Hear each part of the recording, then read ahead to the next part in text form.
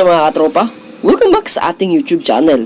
So for today's video ay tutugunan po natin yung problema ng isa nating katropa about po sa kanyang mini driving light. Kasi daw po hindi niya mapagana na maayos ang kanyang mini driving light.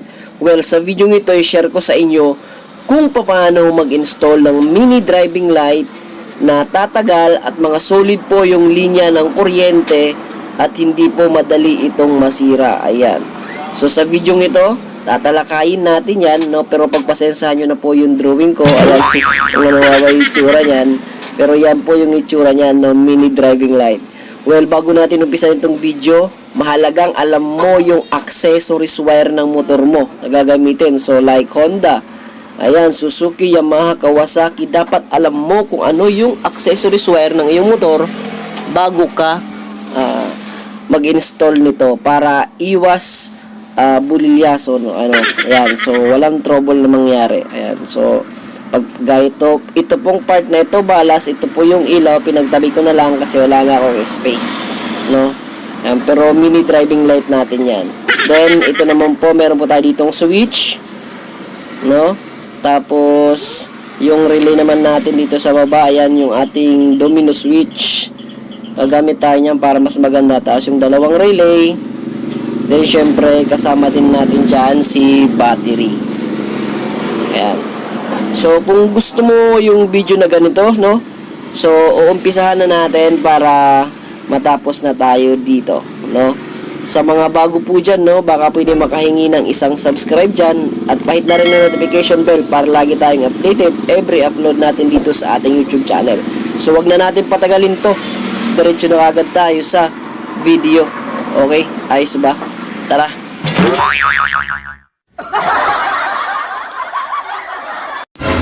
Ayan, welcome back po ulit tayo dito sa ating video. Well, balik po tayo sa ating tinatalakay. Gaya ng sinabi ko kanina, ito po ay tugon sa problema ng ating katropa about po sa kanyang mini driving light.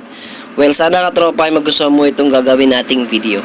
And so bago tayo mag-umpisa, gaya ng sinabi ko kanina, dapat alamin mo ang accessories wire na bubulol tayo. Kung ano yung accessories wire ng iyong motor para iwas trouble, ayan, no, para hindi mag-short or kung ano mang mangyaring problema, no, dapat alamin mo ang iyong accessories wire.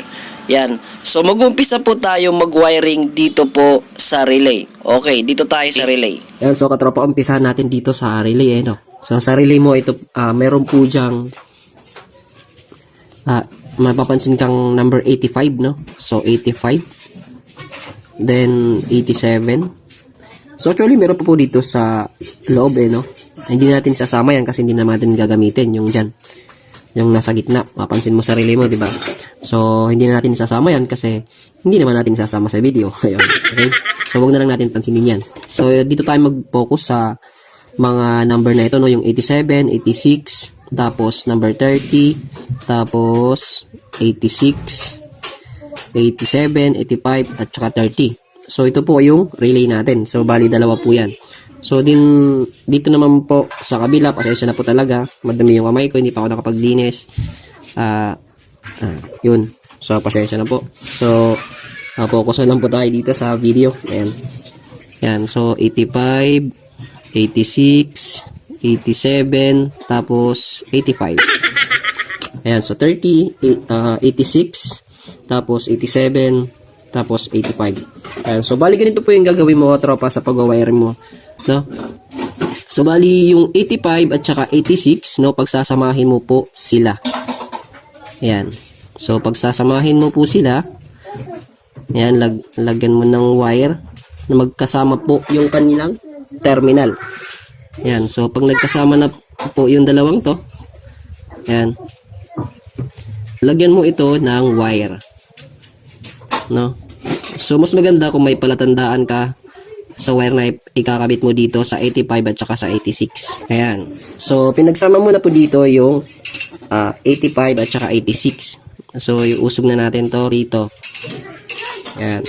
So, ano nga ba yung 85 at 86? Si 85 po at sa 86, ito po yung magsisilbing ground. Ayan. Ground po siya. So, bali, ang gagawin mo dito, kapag napagdugtong mo yung 85 at 86, habaan mo po yung wire Kasi si 85 at si 86 ay idediretso mo dito sa baterya, no? Yan, sa negative ng battery. Yan. Yan. Yung iba po ay nagbabody ground, kumukuha po ng negative sa susi. Ayun. So, advice ko lang po sa inyo kung gusto niyo maganda yung tunog, sa battery na po tayo kumuha ng ground, no? Pahabaan niyo po yung wire, 85, 86, pagsamahin mo. Then, kung anong wire na mahaba, papunta sa battery. Okay? So, goods na tayo dyan, tropa. Then, next naman po tayo, tropa, sa number 30. No, si 30 ay ganun din yung gagawin mo, tropa. Yung dalawang 30 na ito, no, itong 30 na ito, tsaka ito, pagsasamahin mo din ito, tropa. Yan, napagsama mo yung 30, tsaka yung isang 30 ng relay. Pinagsama mo sila, then, idediretso mo naman ito sa positive ng iyong battery. No, diretso sa battery. Syempre, padaanin mo sa fuse. Paglagay ka ng fuse, mahalaga yan mga tropa for safety. Pero kung ayaw mo naman, diretso mo yan dito. Basta papunta yan sa positive ng iyong battery. Yun, good. So, sana nakuha mo na siya, no? So, itong 30, tropa, ito yung positive ng relay. Tapos, si 85 at 86 na pinagsama mo, sila yung naging negative naman ng relay. Okay. So, nagets mo ba ka, tropa? Okay. So, ito 30 to, no? Parehas lang naman eh. Ayan. So, 85, 86 negative. Okay. So, next po tayo, no? Gaya ng sinabi ko kanina, bago mag-umpisa yung video, dapat alam mo po kung ano yung accessories wire ng iyong motor. Kasi napakahalaga sa video na ito na malaman kung ano po yung accessories wire ng ating motor para hindi tayo magkamali sa pag-install, okay? So, gagamit po tayo ng switch dito. Mas maganda gamitin natin yung domino switch, kagaya nito. Ayan, kasi mayroon po siyang high and low. Mas madali natin, no, mapafunction, no, mas may enjoy natin yung ating mini driving light kung gagamit tayo ng ganitong klaseng domino switch kaysa naman gagamit tayo ng mga switches, no. Dito mas madali po mag-install, okay? So, sa pag-i-install, sa yung mini driving light, meron po yung source, no. Source kung saan papasok po yung kuryente, no? Tapos pag meron po kasi siyang high and low, kung hina-high mo siya, lilipat yung kuryente sa kabilang wire, no, na magiging high and low. Tapos kung lilipat mo naman sa kabila, lilipat naman sa kabila yung wire, no? Parang high and low siya, no? Lagyan natin high at saka low. Yan, tapos dito yung pinaka common, no? Yung supply. So, itong common or main supply, ito yung ikakabit natin sa ating accessories wire. Ayan. So, kaya nang sinabi ko kanina, kung ano yung accessories wire ng iyong motor, dapat alamin mo, no? Kasi dito sa part na ito, dapat makuha mo yung technique dito para maganda po yung ilaw ng iyong motor, no? So, yung unang kinabit nating wire ng iyong domino switch, yung common, hanapin mo po dyan yung common na wire na ikakabit mo sa accessories wire. So, paano mo malalaman yan? So, syempre, gamit ka lang ng test light. Pneumatic naman to kasi yung accessories wire, positive, no? So, yung isang paan ng yung test light, ikabit mo sa negative. Tapos, i-switch mo kung saan yung umilaw, no? Kung umilaw sa kabila, no? Tapos, i-switch mo naman sa kabila, umilaw din. So, ibig sabihin, tama yung wire na kinabit mo. Kasi, kung halimbawa, dito ko kinabit yung accessories wire, tapos i-switch mo sa high or sa low, matik yan yung isa hindi iilaw, no? Ayun. So, tip lang po yun para mas madali mong malaman kung naka-high and low. Yung mas maganda kung meron tayong test light, no? Sa pag-wiring naman talaga mga katropa, dapat meron kang test light para sigurado ka, hindi ka nang huhula, no? Kasi hindi tayo dito hulani ko. Kailangan natin ingatan yung mga customer natin o syempre yung motor natin, no, na ini-install natin. Okay, so sana nakuha nyo yung simpleng tips natin doon, no? Ayan. So, alam na natin yung accessories wire, kinabit na natin sa domino switch. Ikakabit na po natin dito, no? So, hindi natin iisipin dyan sa dalawang yan kung saan po yung magiging high and low, no? So, ikakabit lang natin siya dito sa 86. Ayan, yung isa sa 86. Katropa ha, nagsimula na tayo magkabit. Tapos, yung 85 sa kabilang relay, ikakabit naman natin dito. Yun, so sana nakuha mo katropa, medyo nagumpisa na tayong magguhit-guhit. Ayan. So, yung isang wire ng ating luminous switch, kinabit natin sa 85. Yung isang wire nating luminous switch, ay kinabit naman natin sa 86. Tapos, yung isang wire ay kinabit natin sa accessories wire, no? So, sana mo nakuha mo na doon, katropa. Ayan, so may natitira na lang po tayong 87 sa ating unang relay, tsaka 87 sa ating pangalawang relay, no? Tapos yung ating mini driving light na wala pang installation ng wire. Okay, so dito na tayo focus. Sa iyong mini driving light, meron po diyang kulay black. No, pasensya na po kayo dito sa ating mini driving light, ha. Ang pangit yung mag-drawing, so maliit lang po kasi yung space ng papel natin. So bali itong parang ito, no, paano ba to? So bali ito po yung ilaw natin, tapos ito yung balas, no, pinagsama ko na lang kasi wala na akong space, eh. Ayan, so sana maintindihan nyo na lang po. Pero ito po yung mini driving light natin at saka yung balas, no. Ayan, so sa ating balas may makikita ka dyang wire na kulay black. May black wire po dyan, na mapapansin mo yung katropa, di ba? May black wire, tapos yellow wire, tsaka yung red wire. Red tapos yellow. Ayun, so sinorkat ko na lang yung spelling, no. So black wire, yun po yung ground. No, same as lang po dito sa kabilang ating balas yung kulay, no. So iguguhit ko na po. So itong ground po ay pinagsama po natin. Yung ground po ng balas, which is yung kulay black, ay pinagsama po natin, no.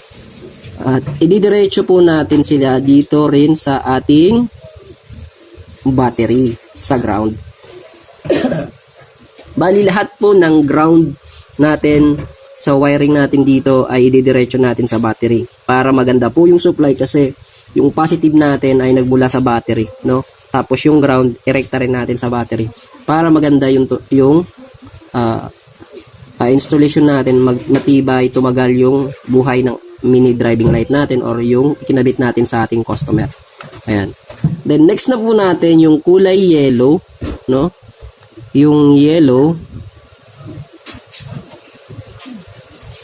saan ko ba ito ilalagay? Wala na akong space. Ayan, dito.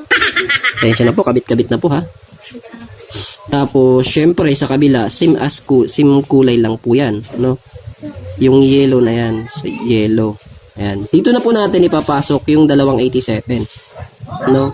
Yung yellow na isa ng 87, no? Yung yellow ng isa nating balas, tapos yung yellow ng isa nating balas ng ating mini driving light, pagsasamahin natin, no, ikakabit natin sa isang 87 ng ating relay. Ayan, no. So kabit-kabit na yung wire natin, no. Sana makuha mo po, no. Medyo maliit lang talaga yung space natin, no. Hindi masyadong organized, pasensya na po, pero sana makuha natin yung gusto kong sabihin dito sa video na ito. Okay? Hindi kasi ako makapag-actual kasi wala pa akong stock ng mini driving light o nagpapagawa sa atin dito sa shop. Ayan. So may natitira na lang po tayong dalawang wire ng ating balas, yung kulay red, no? So yung red, tapos yung red ng isa nating balas, pagsasamahin din natin, ikakabit naman natin sa isang 87, no? Ngayon katropa, ganito lang yung gagawin mo rito, no? So kung gusto mo na yung kulay, kasi mini driving light natin, di ba, puti, taka dilaw. So kung magkamali ka sa pagkabit ng high, yung high ay naging dilaw, or kung gusto mo dilaw yung gamitin mo, dito ka lang sa dalawang part na ito magpapalit. Kung gusto mo yung supply ng yellow gawin mong high, bali ganito lang, pagswapin mo lang sila, no? So pagpapalitin mo lang po sila, kasi dito na po lalabas sa dalawang 87 yung magiging high and low, no? So bali ganun lang po yung gagawin mo dito sa yung mini driving light, no? Okay? So sana nakuha mo yung paliwanag ko dito, katropa. Naliwanagan ka dito sa ginawa nating video ito kahit medyo magulo siya. So trinay ko pa rin gawin kasi wala pa talagang actual na nagpapakabit dito sa ating shop. Yun. Okay? So sana nagustuhan mo katropa itong ginawa kong video ito at kung may katanungan ka man po sa video na ginawa natin or let's say naguluhan ka na lang sa diagram na ginawa ko magtanong ka na lang po dyan sa ating comment section, sasagutin natin yan gagawin ko ng paraan para masagot ko yung katanungan mo dito sa ating video ito. Ayan, so hanggang sunod nating video mga idol mga paps, gaya like ko sinasabi dito sa ating YouTube channel. God bless po, thank you. Tapos na tayo rito. Ano pa? Edi, peace yo. What to do with that big fat butt?